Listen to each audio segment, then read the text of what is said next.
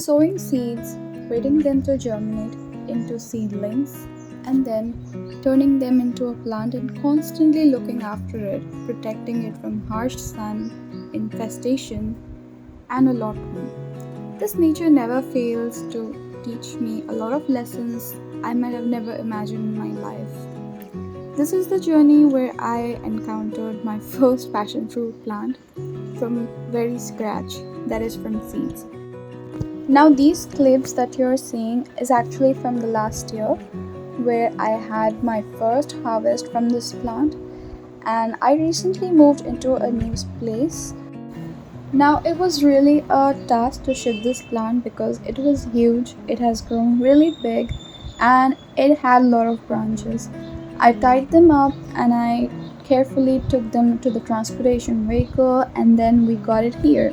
Here I have arranged it on metal wires, which I'll be talking about later in this video, and it feels quite okay and comfortable with the environment. It's pretty much the same, the right amount of sun and right amount of moisture in the soil, the watering pattern of the soil maybe, and it has not failed to give blooms in this year, in this time of shock and this time of very harsh climate as well.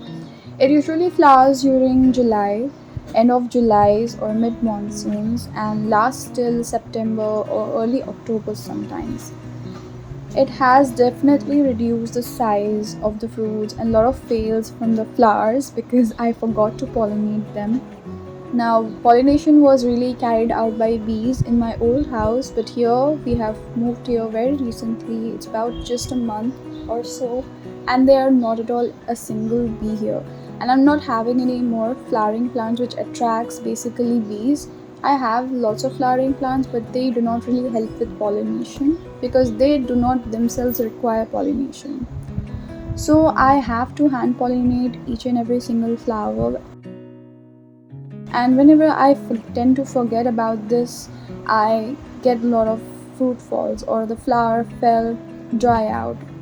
Now talking about the support, this is the metal wire on which the entire branches are lying upon. As you might have noticed, it definitely requires full sun, especially during the flowering season. The flowers are really delicate, and I think I have to be a little bit more careful or use a brush or some other tool to actually pollinate these flowers.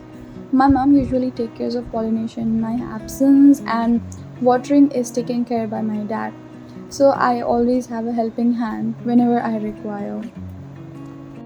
Now quickly talking about fruits, I think last year we got 25 or more fruits from this plant, but this year definitely the size of the fruits is really smaller because of shifting, stress and all. And I have to water it regularly for that purpose. I water it sometimes twice a day when it's too hot or the sun is really harsh because it dries out too quickly, and I don't want that to happen. Otherwise the leaves will fall down and it'll be really a stress to the plant. You can see this greenery. I just love this plant because of this beautiful leaf patterns, and you can see another failed flower there, but it's really beautiful to look at. Really great one, not require a lot of space, but just you just need the right amount of arrangement for this plant to grow. Very easy to care at the same time. It's very nutritious fruit. You can definitely have it whenever the season is in the market, buy it, or just sow the seeds, wait for a year. You'll have definitely a beautiful plant growing in your garden.